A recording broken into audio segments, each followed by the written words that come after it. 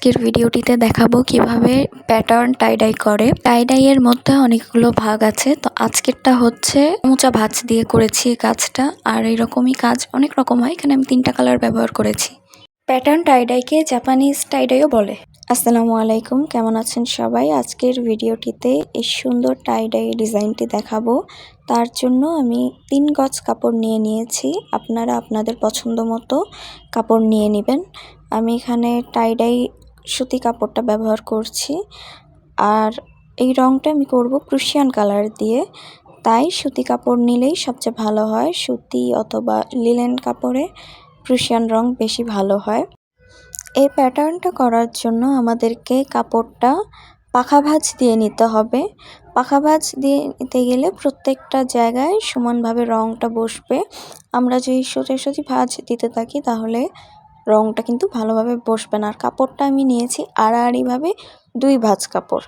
আর আপনারা আপনাদের পরিমাণ মতো কাপড়ের যতটুকু দূরত্ব চাচ্ছেন এক একটা রঙের, সেটা আপনি আপনার পছন্দ মতো নিয়ে নেবেন। যেহেতু এটা একটা ত্রিভুজ আকার হবে, তো আপনারা আপনাদের পছন্দ মতো ওটার শেপ নেবেন। আমি এখানে প্রায় 4 ইঞ্চির মতো নিয়েছি। তারপর প্রত্যেকটা কাপড়কে কিন্তু দেখেন আমি সমানভাবে ভাঁজ দিচ্ছি। একটু যেন কাপড়ের ভাঁজ না পড়ে যায় সেটাকে মিলিয়ে মিলিয়ে দিতে হবে। আর দেখতে হবে কাপড়ের ভেতর যেন কোনো রকম ভাঁজ না থাকে।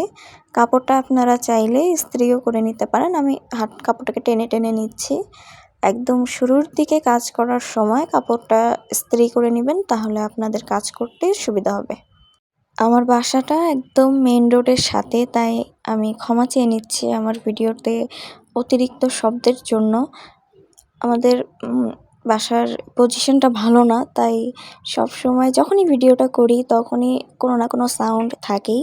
তার জন্য ক্ষমা করে দেবেন। আমার ভিডিওটি ভালো লাগলে অবশ্যই লাইক কমেন্ট করবেন।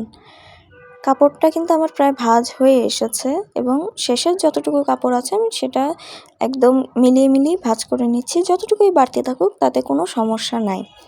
কাপড়টা একদম ভাঁজ হয়ে যাওয়ার পর এটাকে আমি আরেকবার আড়াআড়িভাবে, মানে এখন তো আড়াআড়িভাবে কাপড়টা একবার ভাঁজ করে নিয়েছি। এরপর আবার উল্টা পাশ থেকে আমি ভাঁজটা দিয়ে নিব, যেন আমি কাপড়টা যখন 3 ভাগ করব তখন আমি সহজে কাপড়টাকে ধরতে পারি। হিসাব রাখার জন্য আমি এভাবে করে নিই। আপনারা চাইলে সোজাভাবে কাপড় নিয়েও করতে পারবেন। এবার আমি এখান থেকে কোণার কাজটা শুরু করে দিব। মানে একদম ত্রিভুজটা যেন ঠিক মতো হয় এটাকেও ভালোভাবে মিলিয়ে মিলিয়ে দিতে হবে।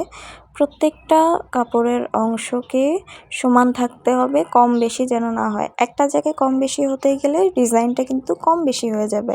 আমাদের কাজের ফিনিশিং যত সুন্দর হবে কাপড়টা দেখতেও কিন্তু ততই সুন্দর লাগবে।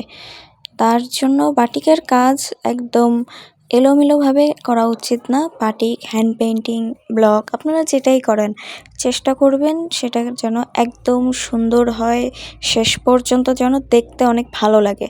একটা কাজের ওপরেই কাপড়ের সৌন্দর্য কিন্তু নির্ভর করে।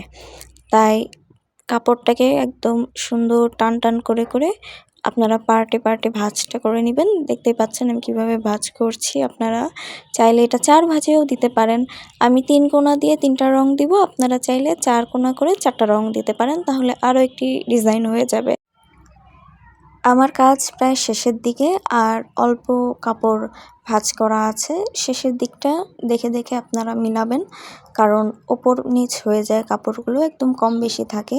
তাই এই জায়গাগুলোকে দেখে দেখে মিলিয়ে নেবেন, তখন আপনাদের কাজে আর কোনো সমস্যা হবে না।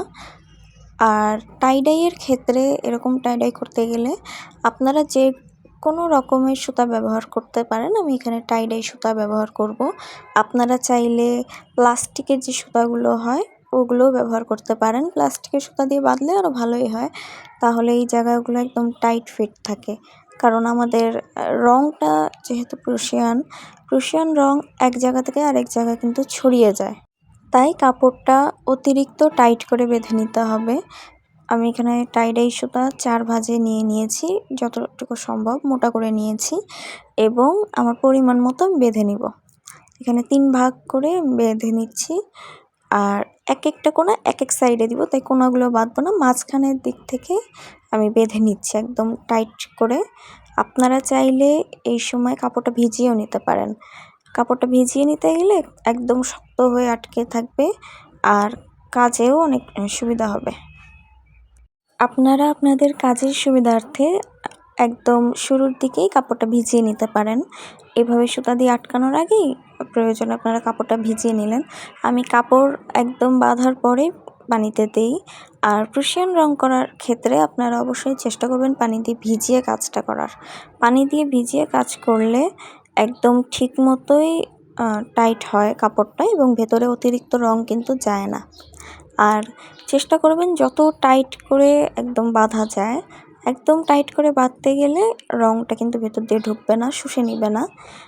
তাই একদম বেঁধে বেঁধে কাজ করবেন, সেটা প্রুশিয়ান কাজ হোক অথবা সালফার দিয়ে করেন বা ভ্যাট দিয়ে করেন, যেটাই করেন চেষ্টা করবেন বাঁধনটা যেন একদম টাইট হয়। যত টাইট বাঁধন হবে কাজটা কিন্তু তত সুন্দর আসবে। আপনাদের আমার ভিডিও পছন্দ হলে অবশ্যই আমার চ্যানেলটা ভিজিট করবেন আর সাবস্ক্রাইব করবেন আর লাইক কমেন্ট করবেন। কমেন্ট করতে গেলে আমার ভালো লাগবে। কাজ আপনারা নতুন কোনো দেখতে চাইলে জানাবেন। আমার কাজে ভুল হতে গেলে সেটা বলে দেবেন। আমি পরবর্তীতে আমার কাজগুলোকে সুন্দর করে করার চেষ্টা করব। আমি একদম চেষ্টা করছি আমার প্রত্যেকটা ভিডিও যেন সুন্দর করে দিতে পারি, সবাইকে যেন বোঝাতে পারি। এরপরও যেটা আমার সমস্যা হচ্ছে যে আমার আশেপাশে সাউন্ড অনেক বেশি, তাই ভিডিওতে আমার কথার সাথে সাথে গাড়ির কিন্তু হর্ন চলে আসছে, তাই ক্ষমা করে দিবেন। আর ভিডিওতে অনেক সুন্দর করে বোঝানোর চেষ্টা করছি, আপনারা এইভাবেই কাজ করার চেষ্টা করবেন। আর এই ফাঁকে কিন্তু আমি দেখিয়ে নিলাম যে আমার রঙটা কোন কোন জায়গায় কিভাবে হবে। আর সুতা বাঁধার পর কিন্তু দেখতেই পাচ্ছেন আমি সুন্দর করে টাইট করে নিচ্ছি। আর এই 3 ভাগেই কিন্তু আমি রঙটা করব। আর এখন আমি রঙের দিকে চলে গেলাম। তার জন্য আমি গরম পানি নিয়েছি আর গরম সোডা দিচ্ছি। যদিও অনেকে গরম সোডার সাথে ঠান্ডা পানি ব্যবহার করে, কিন্তু ঠান্ডা পানির জায়গায় গরম পানি দিতে গেলেই কাজ আরও ভালো হয়। প্রত্যেকটায় আমি কিন্তু 3 চামচ করে গরম সোডা আমি দিচ্ছি আর একদম সমান সমান করে দেওয়ার চেষ্টা করছি যেন আমার কোনোটা ভুল না হয়। রঙগুলো করার আগে চেষ্টা করবেন ছেঁকে নেওয়ার। রঙটা ছেঁকে নিতে গেলে কাপড়টা কিন্তু সুন্দর ফিনিশিং হয়। আর প্রুশিয়ান কালারের সবচেয়ে বেশি এই সমস্যাটা হয় যে রঙটা এত বেশি মিহি, ওটা পানির সাথে কিন্তু দ্রুত মেশে না। তার জন্যই ছেঁকে নেওয়া আমাদের জন্য ভালো। এখানে প্রুশিয়ান কালার নিয়ে নিচ্ছি, 2 চামচ দিলাম ফিরোজা কালার আর আধা চামচ দিচ্ছি বা আধা চামচেরও একটু কম দিয়েছি নেভি ব্লু কালার। আকাশি কালার মানে ফিরোজা কালার আর নেভি ব্লু কালার দিতে গেলে কিন্তু একটা সুন্দর রয়্যাল ব্লু কালারটা আসে। আপনারা এইভাবে রঙটা কিন্তু তৈরি করে নিতে পারেন। আর প্রুশিয়ান কালার দিয়ে অনেক সুন্দর সুন্দর রং কিন্তু করা যায়। একটু কম বেশি করে দিতে গেলে এই রঙের একটা সুন্দর কালার আসে এবং চেষ্টা করতে হবে পাশে যেন আমাদের রঙটা না ছড়ায়। এখানে আমার একটু কালার এসে গেছিলো আর আমি এখানে দিয়ে নিচ্ছি 2 চামচ magenta colour. Magenta, royal blue, তারপর দিব হলুদ কালারটা। হলুদ কালারের সাথেই সুন্দর এই একটা কম্বিনেশন আসে। যদিও কাজ একদম শেষের দিকে রং ছড়িয়ে যায়, তাই আমার রংটা কিন্তু 19-20 হয়ে গেছে, একটু বেগুনি বেগুনি রংটা এসে গেছে। তার কারণ হচ্ছে যখন আমরা রয়্যাল ব্লুর সাথে একদম ম্যাজেন্টা কালারটা মিক্স করি তখন কিন্তু একটা রকম রং হয়, আবার যখন হলুদ রংটা হচ্ছে তখন আরেক রকম রং এসে যায়। তাই এই জায়গাগুলোকে আমাদেরকে লক্ষ্য রেখে কাজ করতে হবে। যেহেতু আমি ভিডিওর উদ্দেশ্যে আমি কাজ করেছি, তাই আমার একসাথে 3টা রং তৈরি করলাম। আপনারা যখন কাজ করবেন একটা রঙের কাজ শেষ হয়ে যাওয়ার পর সেটা শুকানোর পর আরেকটা রং দিবেন, তখন আর কাজটা ছড়াবে না। আর এখানে তো অপেক্ষা করা লাগে। একবার কাপড়টা দেওয়ার পর আমি একবার 1 ঘন্টা করে কিন্তু আমি কাপড় রঙের মধ্যে চুবিয়ে রেখেছি। ততক্ষণ অন্যান্য রং কিন্তু এমনিই ছিল, ওটা কিন্তু নষ্ট হয় না আর আমার কাপড় থেকে রঙও ওঠে না। সেই জন্য রং করার সময় আপনাদের চিন্তা করা লাগবে না যে রং রেখে দিলে নষ্ট হয়ে যাবে কিনা। আর এই ফাঁকে কিন্তু আমার কাজ হয়ে গেছে। আমি 1 ঘন্টা করে টোটাল 3 ঘন্টা রেখেছি। তারপরও আমি কিছুক্ষণ অলগা সময় রেখেছি যেন আমার কাজটা সুন্দর হয়। আর একটা একটা করে রং করলেই রঙগুলো অনেক সুন্দর আসবে। আর 3টা রং একসাথে করায় একটু এলোমেলো হয়ে যায়, তাতে কোনো সমস্যা না। এখানে আমার আরও একটি রং তৈরি হয়ে গেছে। তা আমি ভালোভাবেই কিন্তু কাপড়টা খোলার আগে ধুয়ে নিচ্ছি। বাড়তি রং অবশ্যই টাই ডাই কাপড় খোলার আগে ধুয়ে নিতে হবে, যেন আমাদের সাদা অংশে না লেগে যায়। সুন্দর করে এটাকে ধুয়ে নিতে হবে এবং প্রুশিয়ান রং উঠতেই থাকে, তাই অতিরিক্ত ধোয়া যাবে না। চেষ্টা করবেন যতটুকু রংটা ছাড়ানো যায়। তারপর এটাকে দিয়ে দিতে হবে আমাদেরকে ডাইং ফিক্সারে। ডাইং ফিক্সারে দিতে গেলে রংটা কিন্তু পাকা হয় আর উজ্জ্বলতা আসে। তাই খুব সুন্দর করে ধুয়ে আমরা ডাইং ফিক্সারে দিয়ে রেখে দিব 2 থেকে 3 ঘন্টা। আর সেই ফাঁকে আমাদের সুতাটা কিন্তু ছাড়িয়ে নিতে হবে। আর একদম কিন্তু সুতা না ছাড়িয়ে দেওয়া যাবে না ডাইং ফিক্সারে, নাহলে কিন্তু ভেতরের দিকে যে রংটা আছে ওখানে ডাইং ফিক্সার পৌঁছাবে না। আগে আমাদেরকে খুলে নিতে হবে সুতা, তারপর আরেকবার ওয়াশ করে তখন আমরা ডাইং ফিক্সারে দিব। প্রুশিয়ান রং একদম কাজ করার পর কিছুটা ওঠে, তাই এখানে চিন্তার কোনো কারণ নাই। ডাইং ফিক্সার দেওয়ার পর রংটা কিন্তু একদম টেকসই হয়ে যাবে। আর প্রুশিয়ান রংটা একদম উজ্জ্বল একটা কালার, দেখতে খুবই সুন্দর লাগে।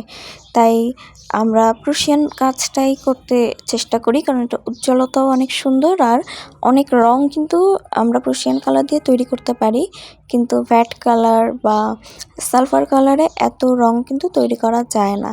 আপনারা দেখতেই পাচ্ছেন আমি একটা ওয়াশ করার পর ভালোই কিন্তু রং উঠেছে। তাই এটাকে আবার ফেলে দিয়ে আমি ভালো পানি নিয়ে নিচ্ছি আর এখানে দিয়ে দিব ডাইং ফিক্সার। আপনারা 2 চামচ ডাইং ফিক্সার দিয়ে 2 থেকে 3 ঘন্টা ভিজিয়ে রেখে দিবেন, তখন আর রংটা উঠবে না। ডাইং ফিক্সার থেকে ওঠানোর পর সোজাসুজি একদম রোদে শুকিয়ে দিবেন টান টান করে, তখন আর কিন্তু কাপড় থেকে রং উঠবে না। আর 2 দিন পর আপনারা চাইলে এখানে একদম মার দিয়ে নিতে পারেন, তখন আর কাপড়টা একদম সুন্দর লাগবে এবং টান টান হয়ে যাবে। আজকের ভিডিওটি কেমন লাগলো অবশ্যই জানাবেন। আমার চ্যানেলে আরও ভিডিও দেওয়া আছে, সবগুলো দেখবেন। আর ভিডিও দেখার সময় কোনো কিছু স্কিপ করবেন না, স্কিপ করলে কিন্তু কাজ কিছুই বুঝতে পারবেন না। আমার কাজটা হয়ে যাওয়ার পর আমি কামিজ বানিয়েছি, তো এটা হলো সম্পূর্ণ কামিজটা। আপনাদের কেমন লাগলো কাজটা অবশ্যই জানাবেন। আসসালামু আলাইকুম।